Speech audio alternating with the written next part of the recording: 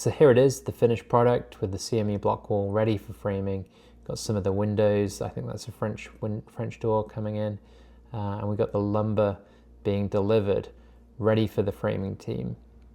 And that's some ceiling foam I provided for the mud sill, prevent any bugs coming in. And this is the lumber package. You know, not the highest quality lumber that I've ever seen.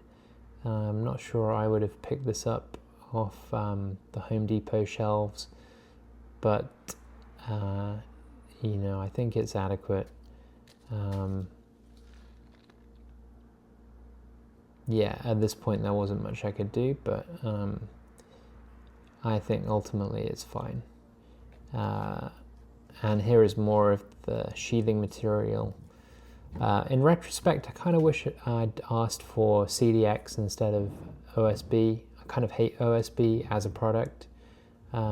It is very prone to moisture intrusion, like becoming a little bit soggy, fraying around the edges.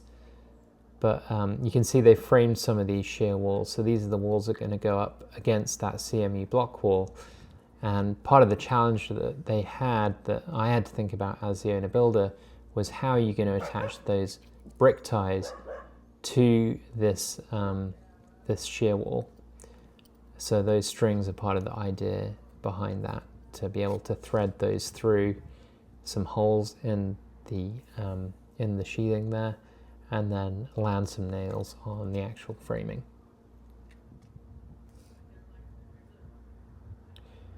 And we put some brick ties on the top as well to tie into the roof. And you can see the coating that we've painted onto the block wall there. So on the property line sides, the CMU block wall has been put up. And because we had to put that up first, we had to put the wall ties in at the same time. We put quite a few of these in. It wasn't clearly indicated on the plans how many we needed, so just put in more. Of course, this is a veneer wall. We've now framed these wooden walls that we've stood up here, and we're going to need to connect these wall ties through the sheathing here, and the plan is to pull these through and then attach a bit of blocking on the other side, some small penetration, pull the tie through, and then nail it to a piece of blocking across here. So this is a nice time lapse of the framing. You can see the guys putting together those blind shear walls for the two property line sides, putting those walls together. This was the main crew that did this work, and then they actually had a subcontractor come out to do some of the rest of the framing, the tall walls. It's kind of interesting how the guy, the main framer, who I really had most contact with, sort of ran his crew. So there you go, they've got those two walls up, and the special inspectors just come to inspect, to look at the nailing pattern before we put those walls in, and they won't be able to be seen again. We've assembled the bifold frame there just as a reference, so they know where that's going to go, and they make sure the opening is correct. I got them to put the house wrap on those blind shear walls before they put them in. I thought that was an important thing to do. This is the other crew that came in from Fairfield to do the rest of the framing, and you know, these guys are pretty efficient at what they did. They managed to get the rest of the frame up in just a day, like not even a full day. So there we are, we've got the majority of the frame up at this point. The Simpson Strongwalls are going in now. You can see those two there, and they are sheathing the outside of the building now. So using that OSB, I kind of wish they'd use CDX plywood instead, but that was really on me. I could have specified that. Would have been an additional cost, but not that much. It's just doing a little bit more of the sheathing of the outside here. They're putting up some scaffold using wood to be able to put in the roof. They're now working on the roof, be putting in the rafters pretty soon, and putting in the sheathing on top of the roof. And I think some of the internal walls have gone in. And this is the roof framing. So you can see the skylights there, you can see some of the hardware that's installed. You can see those overhangs for the eaves, and it is ready to be sheathed. So here I've just gone back in time a little bit to show you guys the team installing the outside walls here. You can see I've got the French door and the bifold frame there just for reference, so they make sure they make the openings the correct size. And they are just checking the dimensions. Here you can see the rafters being made. So the guys are just having lunch, but you can see they've also made these vents for each of the rafter bays. And they also added some metal mesh to stop insects and birds getting in. This is one of the framed windows. It's going to be the view out to the garden. See a lot of scrap wood there. Just taking a look around the rest of the ADU, now it's framed. You can see they started to put in some of the hardware, like the hold downs. They put some bracing in to keep it square. And what else have we got here? Got the water heater stage that's ready to go. Got the bathtub there, ready to go. Got all sorts of pipes, materials, we've got doors ready to go, we've got all of the windows, the skylights. So that's the bifold door there, you can see on the left, and that is the flashing kit for one of the skylights. And this is the guy just trying to pull through those brick ties and land them on a block, try and tie them into that framed wall. Got the internal framing, internal walls. We've got some of the bottom plates there. Some of those are going to be cut out for the internal walls. You can see we've got our anchor bolts in.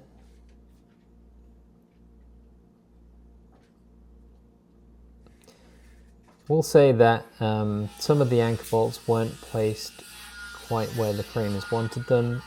I guess that's one of the benefits of having a framer that does form the concrete, which I did not have, although these framers do that for some people. We ended up framing the foundation.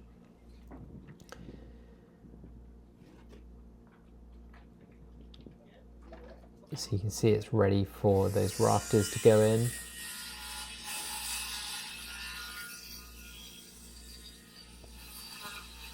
They're just cutting the sheathing to go on the side.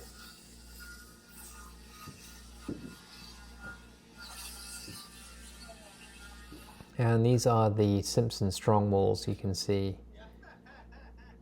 So they're pretty heavy. The big issue that they had with these was that the anchor bolts weren't quite tall enough to allow the nut to go fully on. There are those Simpson Strongwalls, really heavy things. This is how they got delivered. I think they're about $1,000 each. You can get them in different lengths, and then you sort of cut the end. These are 24 inches wide, 2 foot wide, by 10 or 11 feet long. And you can see 3.5 inches wide. So you got to plan for all these dimensions when you are putting the anchor bolts in. You've got to know where everything is going to land. So this is before they went in. You can see our anchor bolts here. We use the templates to make sure that we got the right spacing. Yep.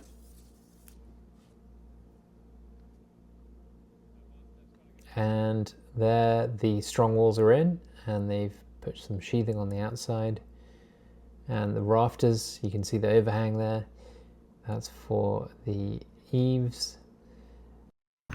So here you can see the rafters and that blocking at the end of the rafter bays with the vents. And looking down, looking up, looking across, and that's how it's landing on that CMU block wall. That pressure treated wood is tied into that block wall. And you can see they marked the rafters with arrows there to denote the crowns, so those are facing up. And this is me just checking the angle of the roof. So now we are moving on to sheathing the roof. You can see they've got a fascia board up on that side, and they're lifting the OSB up onto the roof to sheathe it. And it's radiant OSB, so you've got the radiant barrier facing down. That's just an extra layer of insulation, definitely recommended. And you can see the skylights there. And I'm going to go up and have a look through one of these holes, see how it looks from above. So at this point we're pretty much ready to move on to the next stage of rough electrical and plumbing. The framers didn't want to put the house wrap on until a little bit later, but I had to push them to come back and do it a little bit sooner. But otherwise we were good to go. So on to the next phase. Okay, so we're back with Marcial from Hilltown Plumbing. And this place looks a lot different to how it looked last time we did a video. So what have we done here? Yeah, so we got everything. It's like we got the walls done, roof is already done, and we got the plumbing. We just finished with the plumbing yesterday, running water lines, hot and cold, vent lines up to the roof, come with the stop outs from the walls for the drains and water. And here we have the kitchen. We have 4 water lines for the dishwasher, the sink faucet, and we have an extra water line just in case the client wants to do a water filtration, something down there. We have a cleaner on the drain, anything that the inspector will ask for. And if we go to the bathroom area, it's going to be in the back. We have a laundry box here for the washer and dryer. We have this clean out, and we have another T below is for a condensate and for the TMP line for the water heater, which the inspector is going to ask for.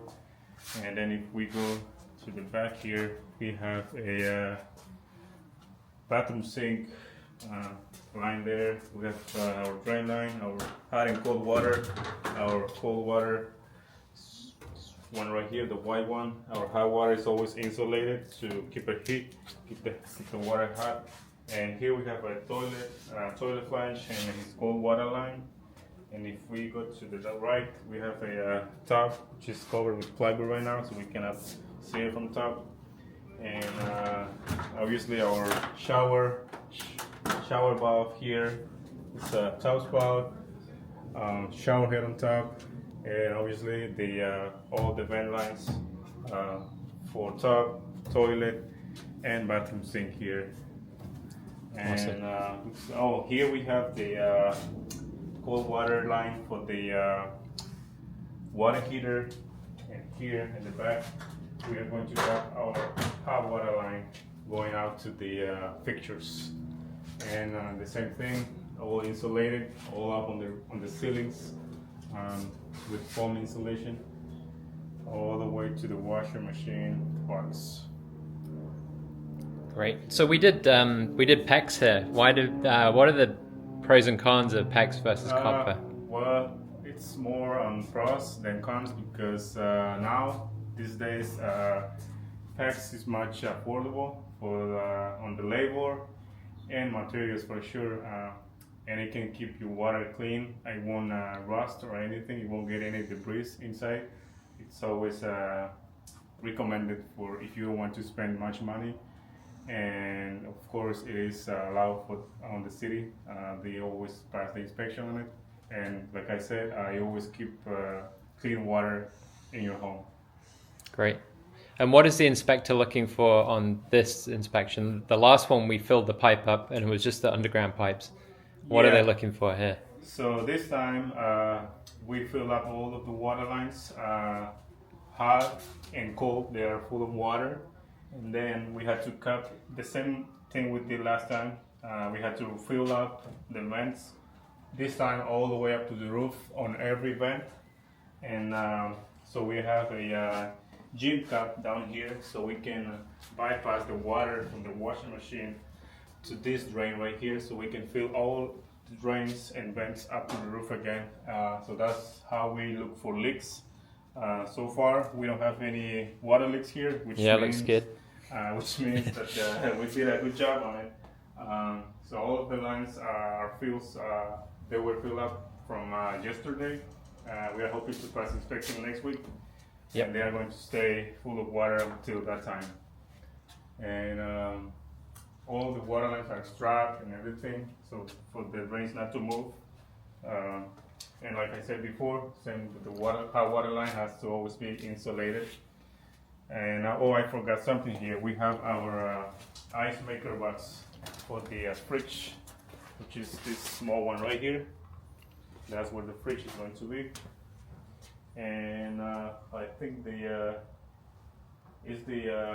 gonna have a dishwasher. Yep. It's gonna be on it's this on the side, island, right? peninsula on that here. side. And we don't need a drain for it because the drain goes to the garbage disposal, which is gonna be on the final. Yeah. And outside here we have a 3/4 water line. That one has to be always copper, type L. That's what the inspector asked for. That's a heavy duty pipe that can be underground, and it has to be 13-inch, at least 12-inch below grade. So here we have our 3/4 shut-off ball valve, which is easier to turn on and off. And here we have a hose bib for your garden or something else. Yep. And it's not leaking. That's just the water table is really high here. That's water. That's coming from Crazy. the ground. Yeah. And we also did a French drain here. And if we go to the front of the unit, we have this 3/4 line from the main house, which is covered right now with some plywood. It is going straight to the main house, and we got it from the cold water from there. And basically that's all the project here. We just waited for the inspector to come. Yeah. Yeah. And the last thing might be the sewer connection, right? We got to do that. Yeah, we're still waiting on the inspectors to give us the permission to go and connect the pipe to the main line, and hopefully it's gonna be next week. Yeah, it's a bit of a bureaucratic process here in Oakland, Yep. but that's what we got to deal with. Yeah, we have to deal with these inspections and wait for them to be available. Great. Well, thanks again, Marcel. It's Yep. been a pleasure working with you, and really high Same quality as work. We always here trying to do the best we can. Fantastic. Thank Thanks again. Thank you.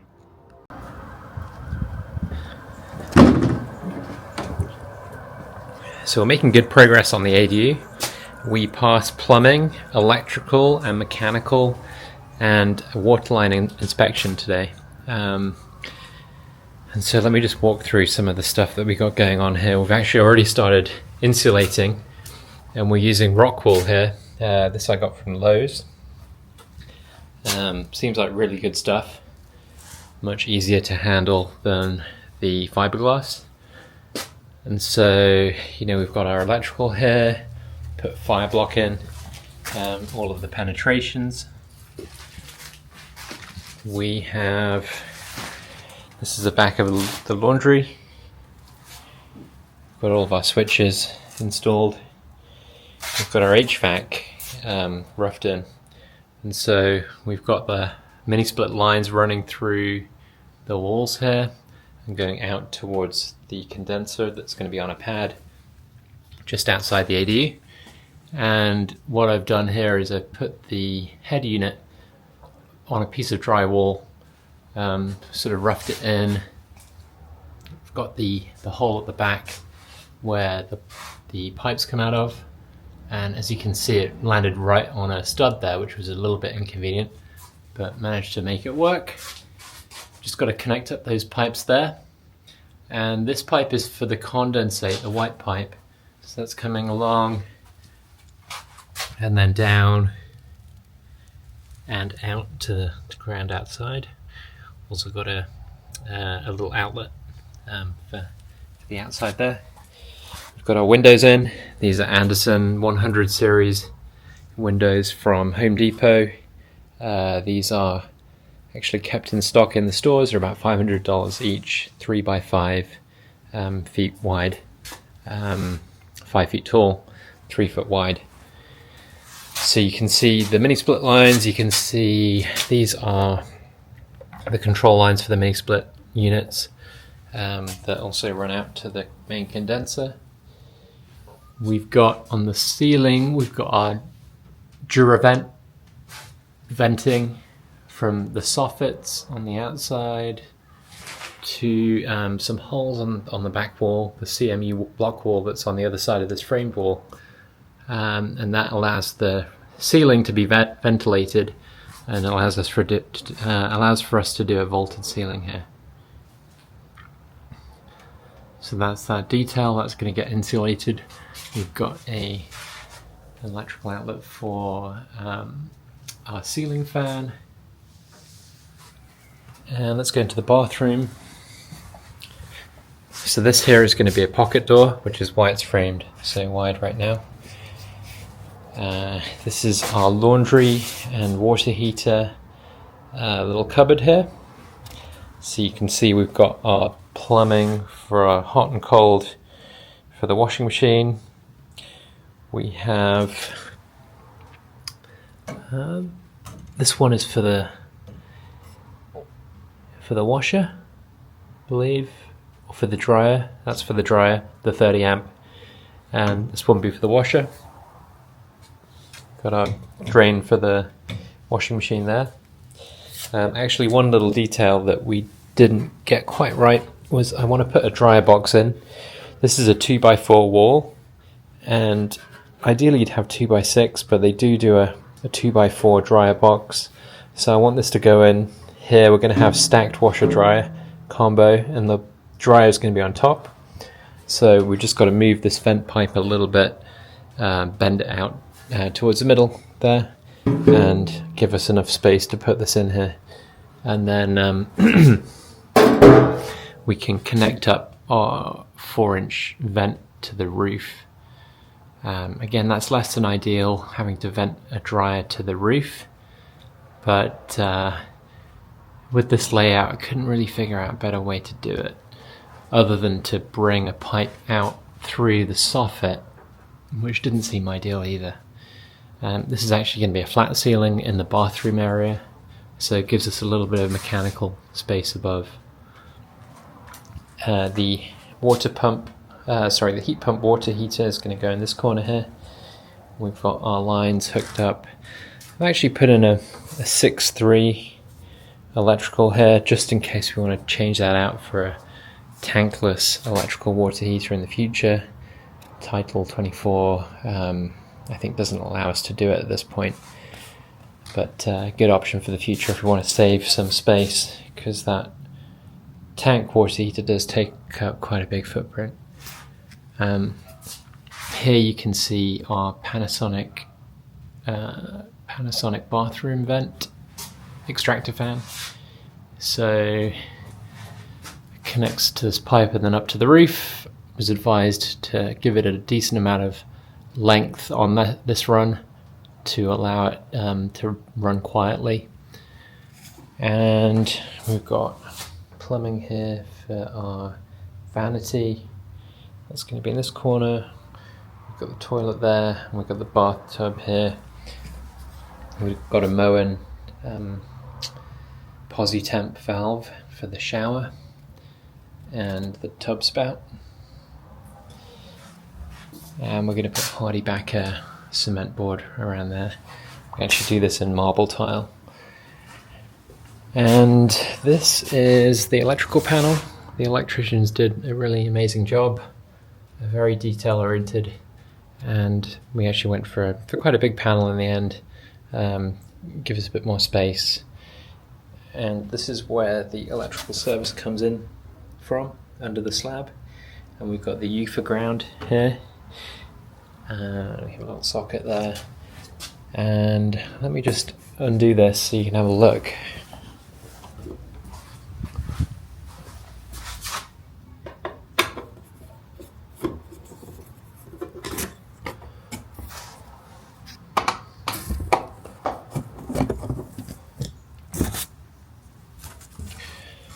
Right, so this is the electrical panel.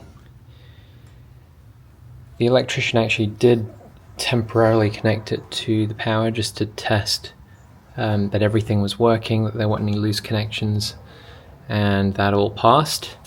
But what you can see here is this is the main feeder wire coming in from underground, and that feeds the bus bar, and we've got all of these different circuits here. These ones with the blue and the green, they are AFCI, so any location that has potential to come into contact with water.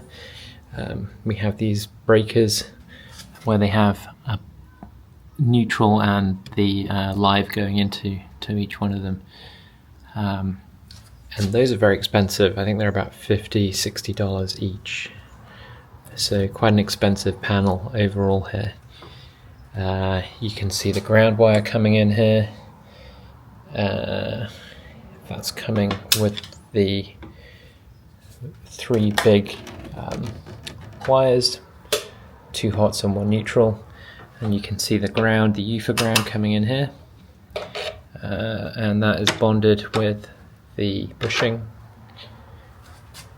And I think they did a really good job. It looks very tidy, kind of what you see in those really nice online photos of people's panels.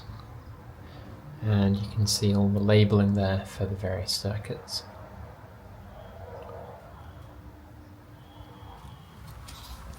So coming around here, this is the kitchen. We've sort of laid it out on the slab here. If you can make that out, there's a peninsula here. Back wall, that's where the sink is going to be. The range in this area here, fridge here. So by the fridge we've got water, a water line. We've got electrical for the fridge, that's on an AFCI circuit. We've got the range here, so pretty hefty wires for the range. I think that's a 50 amp range. We have a 6-inch vent going up through the ceiling there. It's not quite in the middle of the range, so we're going to have to give it a little bend here and bring it down through the cabinets to the microwave range hood.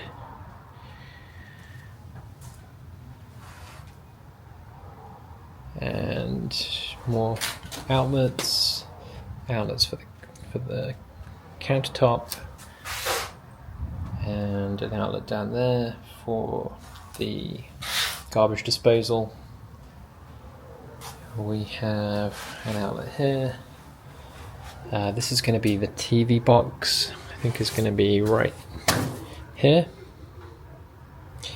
So we've got an Ethernet cable and power. And actually we ran Ethernet from the main house under the slab through this conduit here. So this conduit has an Ethernet cables coming up here. It's going to come into this box, and we'll have a router here, or a hub switch to connect to the TV.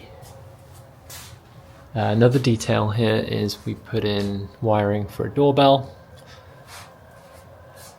So that'll be the transformer, and there's going to be a chime somewhere up here. There it is. The chime will be there.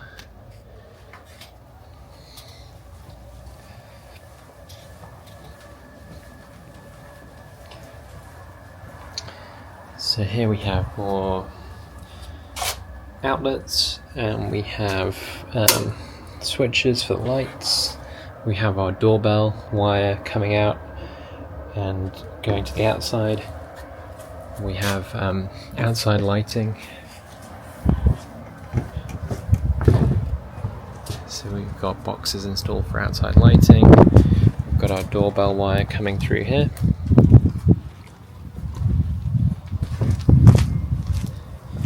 More outlets on the outside. So I also wanted to show the electricians pulling the service entry wire through the electrical conduit that was laid during the foundation prep. So I was a little bit concerned, should they put this wire in when the conduit was being laid? Because, what if you can't pull it through? But these guys are pretty confident, and I realized, that's typically what they do. They use some lubricant, and they have to pull pretty hard. But you can see them getting 3 conductors plus a ground through, I think it's a 2-inch pipe, bit more lubricant there. Certainly hard work, because that cable is not very flexible. But these guys do it day in, day out, and they know what they're doing. So at the same time as all of this was happening inside, we put in the windows and did the flashing. I think typically people put in windows after the house wrap's been installed, but in this case we didn't have that option as the framers wanted to do that later. But it worked out fine. You can see the Anderson windows here, and we eventually put in the bifold and the French door as well, but we left those a little bit later on just to avoid any damage being sustained to those with people coming in and out.